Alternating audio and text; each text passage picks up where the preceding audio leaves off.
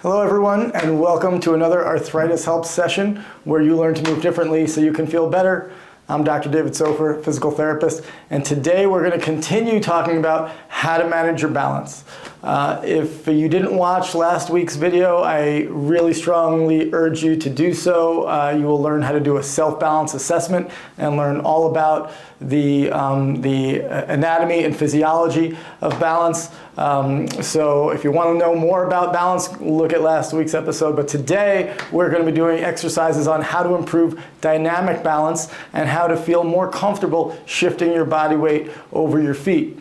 You can divide balance into two types of methods: static, where you're just standing in one place, like standing on one foot or standing with your feet together, and then there's dynamic, and that's how we kind of navigate our way through the world. That's walking, getting in and out of chairs, going up and down stairs, all the things you do to kind of enjoy life and going out into the community. So with this activity, we're not only going to focus on the amount of movement that we have, but we're really going to pay special attention to the quality of movement and where the movement comes from. So I'm going to cue you as you go to really be thinking about your torso and your hips and how you're moving your body, and then especially your feet into the floor and feeling the contours of your feet into the floor and how you use your feet as a base to hold you up. And you might notice that you have tendencies to place a lot of pressure in one place or another, or habits to do so, and that if you free that up, it just gives you so much more area in your foot to work with and so much more base to balance on that you might feel that you get a lot more improvement. So when you're doing these exercises, if you can, I want you to do them without shoes. Barefoot, preferably in socks, is okay. If you have any condition that it's not safe to be barefoot, peripheral neuropathy or diabetic neuropathy, anything like that, by all means keep your shoes on. It's not a make or break type of thing, but if you can feel your feet into the floor, it is really helpful. Okay, so for this, all we're going to need is a wall and some quiet time to get inside our heads. So let's get started. Okay, so we're going to start facing a wall, and we're just going to have feet together, and we're just going to get a sense. So we're going to raise the arms so that the arms are not touching the wall, and we're just going to get a sense of how far we can reach forward to touch the wall. And feet just comfortably apart, and you're just going to lean forward and touch the wall, and lean forward and touch the wall. And feel how your body does that. Feel what your inclination is to do. For some people, they want to lean forward on their toes to touch the wall. For some people, they want to reach very far with their shoulders to touch the wall. Some people like to bend at the hips, touch the wall, which I think is the preferable way. And then if you feel like you can do that easily, we're just going to take a little step back away and see, can we reach for the wall and feel, did that initial strategy that you have, does it continue as you move further away from the wall, or do you have to do something a little bit different? So as you go further, how are you able to reach for the wall? And if you can do that easily, we'll take a little step backwards, and we'll see how can we get towards the wall, and what do we do? And I want you to notice that if you're able to throw your hips back a little bit and hinge from the hips as you come forward, it enables you to get a little further forward. If you stay a little bit rigid at the hips and just reach with the arms, it forces you to lean forward. You're going to be on your tiptoes, and then you're not going to have as far to reach. You're going to feel like you're falling into the wall. So you're just going to give that reach and let your hips go back, and the hips are going to bring your center of gravity backwards while the arms bring the center of gravity forwards and allow you to move further. When the hips are forward, it keeps your center of gravity forward, so when the arms go forward, your center of gravity is over your base, is in front of your base of support. And balance, quite simply, from a physics standpoint, is just maintaining your center of gravity over your base in some way. When that center of gravity goes too far in front of or behind the base, you're going to fall, or you have to make a maneuver to alter your base to balance your center. So it's all about center over base. And if we keep the hips up and just reach with the arms, it makes you fall forward a little bit. And then if you're allowed to hinge or bend, you can reach. Other people get a little stuck at the shoulders where the arms come up, but they don't actually reach or protract their shoulders to come forward, so they lose that ability, so they have to throw their chest forward a little bit more, and that limits them as they reach.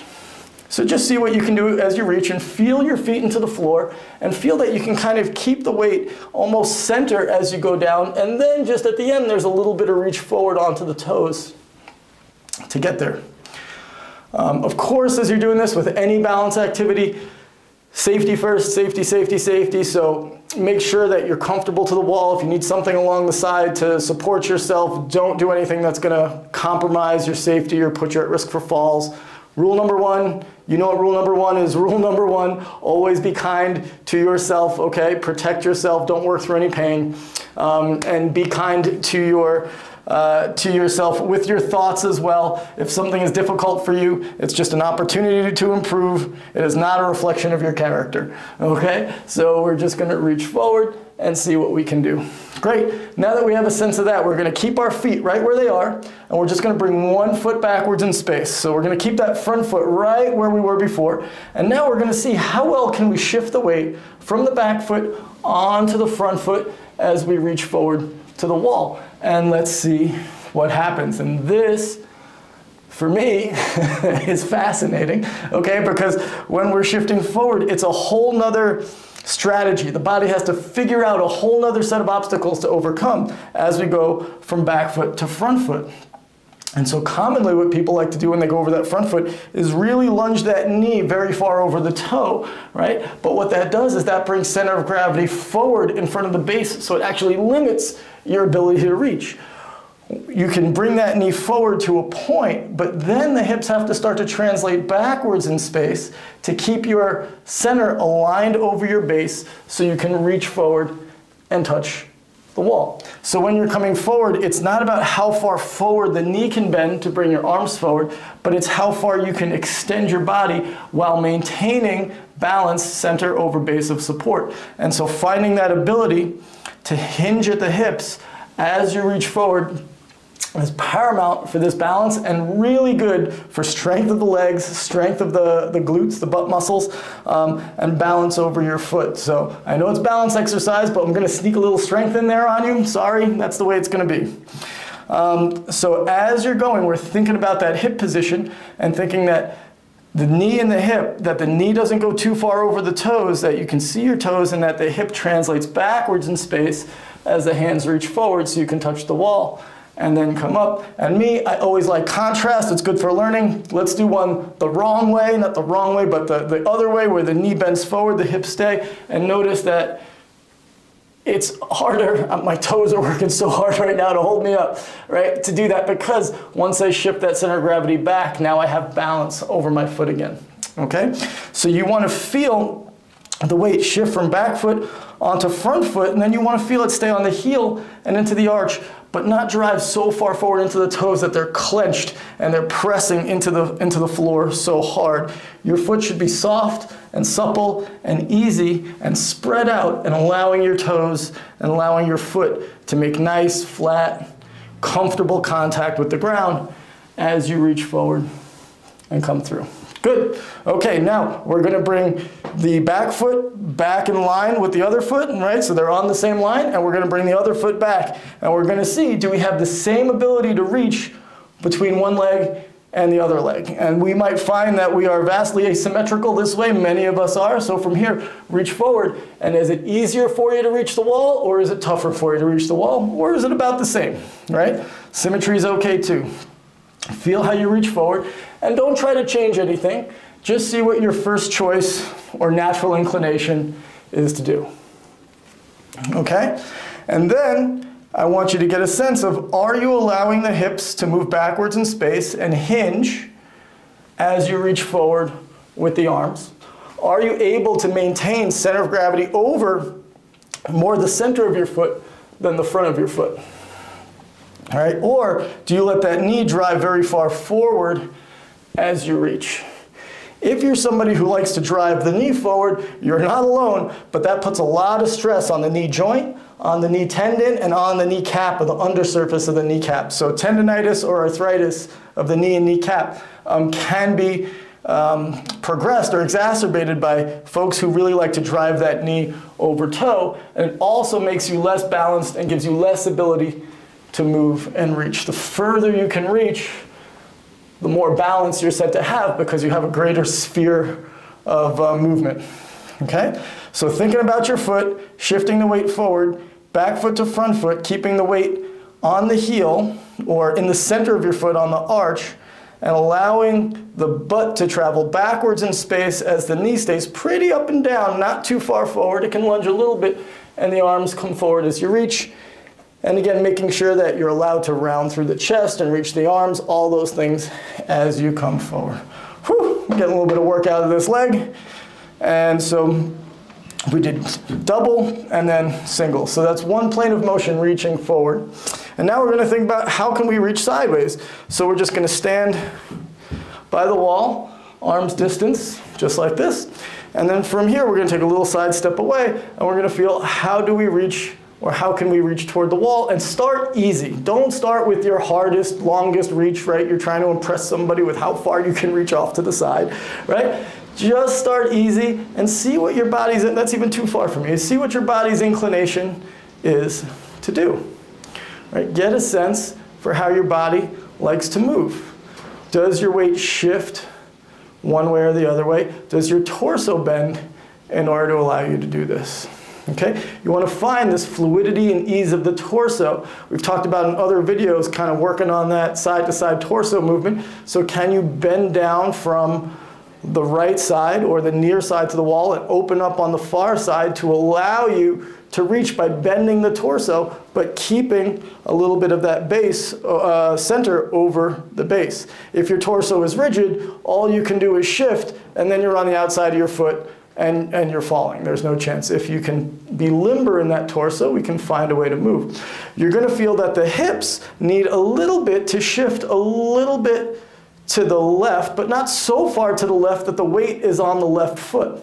Okay? So if I'm standing here and I shift my weight to the left and I reach to the right, it's almost a zero sum. It doesn't allow me to get to the wall. Okay? So I have to be able to maintain myself on the right foot, but still be able to bend and weight bear through my right leg as I reach, which gives me all of this opportunity to get closer to the wall. So I'm actually going to be unweighting my left foot and really weighting my right foot. And now I want to feel what my right foot does on the floor when I stand here. As I come this way and my hips tilt over, I'm going to take a little step to the side, right? As I come over, I want to feel that the weight starts to almost flatten the arch of my foot. It almost starts to flatten that arch down or tilt my foot inward to give me a solid base to stand on while I reach. If I stay on the outside of my foot, if I lift my arch, I'm going to be tilting and tipping over. I don't have that same suppleness. I don't have as much surface area on the floor. When I allow that arch to flatten, it gives me that ability to reach over, and that other leg can come up. It doesn't even need to be on the floor necessarily. And that's what gives you a nice lateral reach.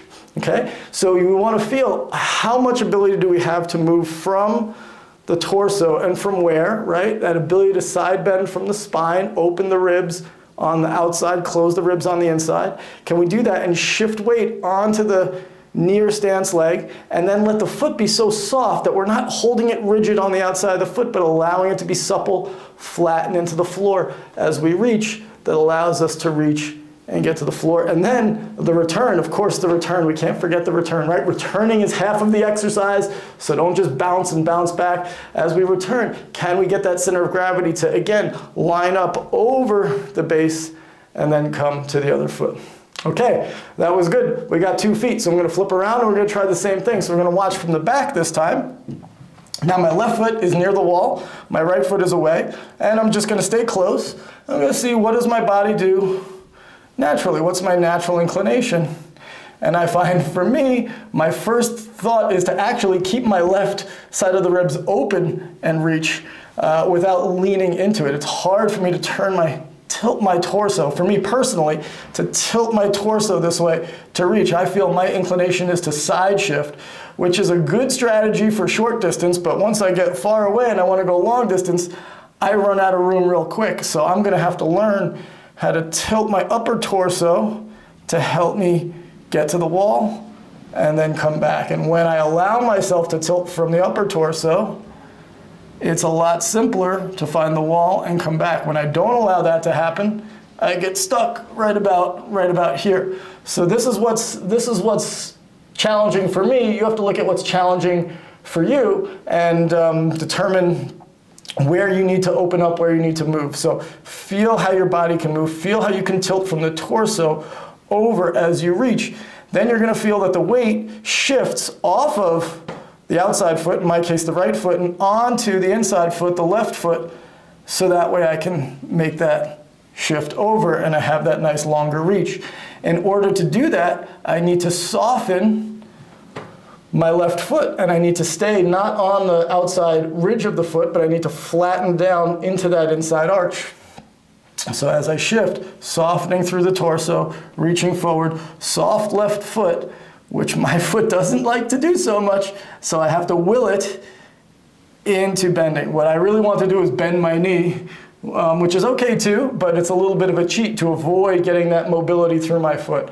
So I'm going to reach, and it's okay to bend to get a little closer to that. That really helps, but that can be hard on the knee sometimes. So if we're keeping the knee straight, can we tilt from the torso, allow that soft foot, so that way we can reach and touch the wall and get a sense if your ability is the same going one way or the other way, or do you have a bias one side to the other? We're inherently asymmetrical when it comes to movement, so if you find that one side is more challenging, that's all fine and good. It just is another opportunity to find improvement and to get even better than you are today. And that's really the whole point. All right, so now we've went forward, we've gone sideways, we're going to go backwards and see how we work from backwards. So we're going to stand back, and we're just going to see, again, that easy, how do we rotate and touch the wall, and just make it an easy rotation and touch. Nice and easy. And so this requires twisting of the torso, but not only twisting of the torso, but twisting of the legs and the feet, okay? So I want you not only to think, well, we'll start off thinking about the torso. We can't think about everything all at once, okay? So let's start off thinking about the torso. And how much can you allow your torso to turn so that way you can reach for the wall, okay? Just turning to reach for the wall. And then notice that as your torso turns, the breastbone turns, the ribs turn, the head turns, you're looking at your hand and reaching for the wall, right? That what's going to happen is the pelvis turns, and then the thighs turn, and then the feet have to turn with it. So you're out, whichever side you're turning. If I'm turning with my right arm, I have to turn my right foot to the outside of the foot and my left foot to the inside of the foot in order to allow that turn.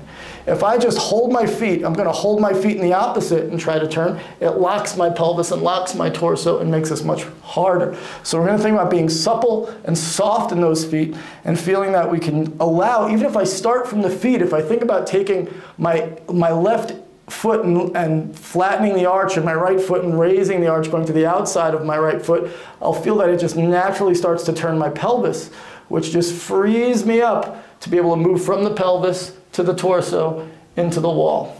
So let's try that. Instead of thinking about the arm and reaching, think about the base. And what if we moved from the base, from the feet, turned the feet, flatten the left foot, and then go to the inside border of the left foot and the outside border of the right foot, and feel how that starts to turn your pelvis, and feel how that starts to turn your breastbone, and feel how that starts to turn your ribs, and allows you to find that touch of the wall. Okay? Now, this is actually the most common way for falls. People look this way, they lose their balance, they fall backwards. Rotating is the most common way to fall down. So really make sure that you are in a safe and comfortable place. All right? I'm going to take a little step away because now I'm going to add another element. And so now that's just the rotation is not enough, but I actually have to back bend, and I don't want to fall into the wall, right? I want to just touch the wall with control and come back. I need to come back a little bit, too hard for me, all right? Turning, rotating, looking, and now allowing the knees to bend and allowing myself to find that balance between my center of gravity over my base, that when I turn and reach, the body, the hand, and the torso wants to come back, but my knees and lower body have to come forward to balance that out. And so allowing yourself to bend from the knees and deciding whether your hips need to be back, which might make you fall, or in this case, the hips might need to come forward a little bit so you can arch and extend from the back and extend from the hips. to rotate. So let's put it all together one more time. Turning the feet, to turn the legs, to turn the pelvis, to reach, and then bending the knees and extending the hips, arching the back a little bit to reach, and then thinking about the return, how do we bring it all back to come together? Okay, still with me? We did the right side, we gotta do the left side now. Okay, so we're gonna have the feet, and now we're just gonna start close and just see what's easy for you to reach and see how easily you can make that turn. And I can instantly feel that when I do this on my left side, I don't turn very well to my left side. I don't rotate as well this way. It might be because when I'm golfing, I'm always rotating this way. I never rotate the other way. Maybe that's what it is, right? And so when I rotate this way, I just don't have as much practice. And so I need to think about, how can I loosen up through this torso? How can I release my breath? How can I release my body to allow my torso to move? And when I just actively think about freeing that movement, it suddenly gets a little bit easier. The inclinations to tense go away. All that protective movement kind of dissipates, and it makes things a little simpler. For me, not nearly as simple as turning to the right, but I just need to be a little bit better. So now that I'm kind of testing that mobility through my torso, I'm going to start thinking about my feet, and I'm going to sense my feet into the floor, and then I want to feel that as I rotate, do my feet have that inclination to turn? And for me, that left foot does not want to flatten down, does not want to allow free movement. So when I rotate, my right foot flattens and my left foot is reluctant to turn onto the outside border of the left. And so we're just going to turn, and I need to allow my body to rotate through, and I have to really coax my left foot off of that inside arch and to the outside border. This is just my idiosyncrasies, it might not be yours, but I want you to understand the thought process that I go through when I'm doing this for myself. So I rotate through, I can easily flatten that right foot, and I need to allow that left to turn a little bit onto that outside so it turns my legs and turns my pelvis as I reach for the wall. Now in my youth, in high school, I suffered 2 really severe ankle sprains on my left side. So even to this day, turning my left ankle out to that side, even though it's fully healed, my brain is still traumatized. I have some post-traumatic stress or something through there that my brain still tries to protect my ankle and doesn't want to allow me to roll onto that outside. So decades ago, I had an injury, and it's fully healed, but to this day, it affects the way I move, and I need to be aware of that, and I need to be just gentle with myself about that. I need to allow myself to be okay with that and make those changes. So feeling it come from the feet, allowing the feet to turn, allowing the torso to turn, and then reaching. Okay, I'm going to take a little step forward and see if I can add that other extension element, if I can get a little further. So I'm going to rotate, I'm going to look through, moving the feet, moving the torso. Now, can I bend the knees and extend the hips and get there? I cannot, so I need to take a little step backwards. I was a little overconfident there. Let me try one more time. So we're going to rotate the legs, rotate the torso, reach back, and there we go. Now I can make easy contact without having to work too hard and feeling that ability to roll through my torso. And it's really that ability to find that movement through my feet and through the torso that makes it a little bit easier. And then as I go, I find a little bit of fluidity and a little bit of ease, and it comes a little bit easier, which may allow me to move a little bit further and reach. That's still too far. I'm still striving. And just move easier and just being okay with what we're doing and relax. Okay? So, this is our functional reaching exercises. We've worked in the direction of going forward, going sideways, and then going backwards with rotation. It's working the spine mobility in all 3 directions, just like we did in our whole last series about moving the spine in 3 planes, moving the spine forward, moving the spine sideways, and moving the spine with rotation. So you can see how all of these things that we're working on from week to week, they really dovetail together to really help you improve your function.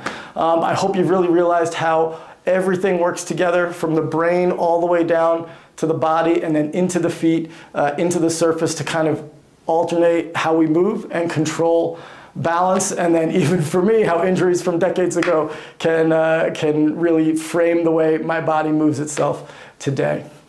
So I thank you all for joining me today. Practice these, get fluid, get comfortable, and you'll see how your ability to reach and move is going to improve. Thank yourselves for taking the time, for doing something good for you. It is not easy. It takes dedication, and make sure you take the time to give yourself gratitude and appreciation for that. I'm Dr. David Sofer. This is Arthritis Help. Join me next week with a whole new video that's going to teach you how to move a little bit differently so you can feel a little bit better. All right, take care, everyone.